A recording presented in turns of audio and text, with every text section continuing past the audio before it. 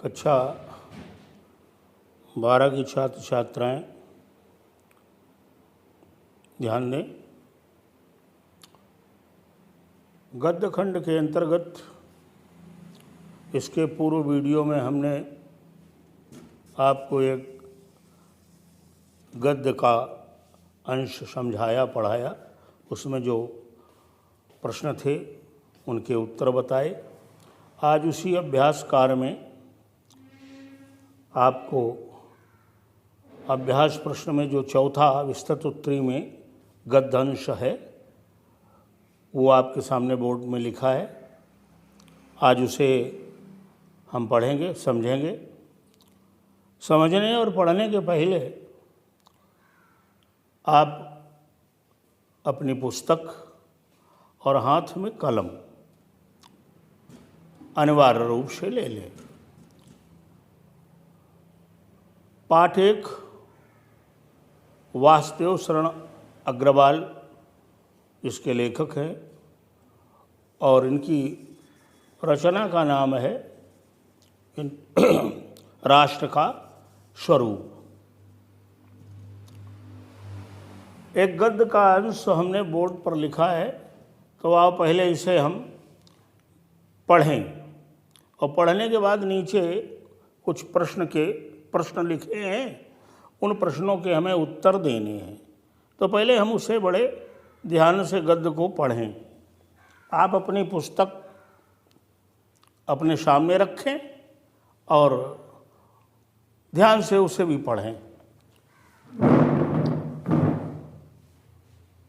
राष्ट्र का तीसरा अंग जन की संस्कृति है। मनुष्य ने युगों युगों से जिस सभ्यता का निर्माण किया है वही उसके जीवन के श्वास प्रश्वास है। बिना संस्कृति के जन की कल्पना कबंध मात्र है। संस्कृति के विकास और अभ्युदय के द्वारा ही राष्ट्र की वृद्धि संभव है। राष्ट्र के समग्र रूप में भूमि और जन के साथ संस्कृति का महत्वपूर्ण स्थान है। यदि भूमि और जन संस्कृति से विरहित कर दिए जाएं तो राष्ट्र का लोप समझना चाहिए। जीवन के बिटप का पुष्प है संस्कृति। संस्कृति के सौरभ में राष्ट्रीय जन के जीवन, सौंदर्य और यश अंतर्निहित हैं। ज्ञान और कर्म दोनों के पारस्परिक प्रकाश की संज्ञा संस्कृति है। ये गद्य का अंश है। अब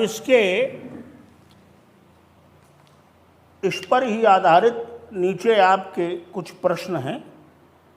आओ प्रश्न देखें और इनके उत्तर निकाले जाएं। सारे उत्तर इसी अंश में हैं। पहला है गद्यांश के पाठ और लेखक का नाम। हमारे समझ में तो हमें बताने की आवश्यकता नहीं, सभी लोग जानते हैं, लेकिन फिर भी सुन लें। पाठ का नाम राष्ट्र का स्वरूप और लेखक हैं वासुदेव शरण अग्रवाल। रेखांकित अंश की व्याख्या।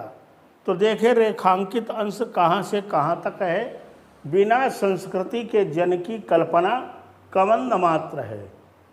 संस्कृति के विकास और अभ्युदय के द्वारा ही राष्ट्र की वृद्धि संभव है।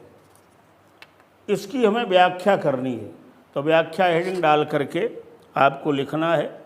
एक राष्ट्र समग्र रूप से उतना ही विकास कर सकता है जहाँ तक उनकी संस्कृति है। भूमि, जन और तीसरा अंग है संस्कृति। तीसरा अंग बड़ा महत्वपूर्ण है। भूमि अर्थात पृथ्वी, जन अर्थात लोक, और अगर जन संस्कृत विहीन है तो राष्ट्र का स्वरूप नहीं बन पाएगा। उदाहरण स्वरूप, ये लिखना नहीं है, ब्रिटेन के मुट्ठी भर लोगों ने अपनी संस्कृति समग्र करके संपूर्ण विश्व पर उन्होंने राज्य किया। कहा जाता है कि उदयाचल से अस्ताचल तक उनका राज्य था। कैसे? अपनी संस्कृति को समग्र करके। एक उदाहरण दिया हमने आपको। तो राष्ट्र की वृद्धि तभी संभव है, उसका विकास तभी है जब वहाँ की समग्र संस्कृति हो।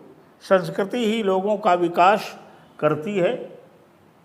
बिना संस्कृति के जन की कल्पना कबंध मात्र है, व्यर्थ की है। संस्कृति के बिना असभ्य समाज क्या विकास करेगा राष्ट्र का, और राष्ट्र के विकास में उसका क्या योगदान होगा। अगला, राष्ट्र के समग्र रूप में भूमि और जन के साथ किसका महत्वपूर्ण स्थान है? प्रश्न पुनः देखें। राष्ट्र के समग्र रूप में भूमि और जन के साथ किसका महत्वपूर्ण स्थान है?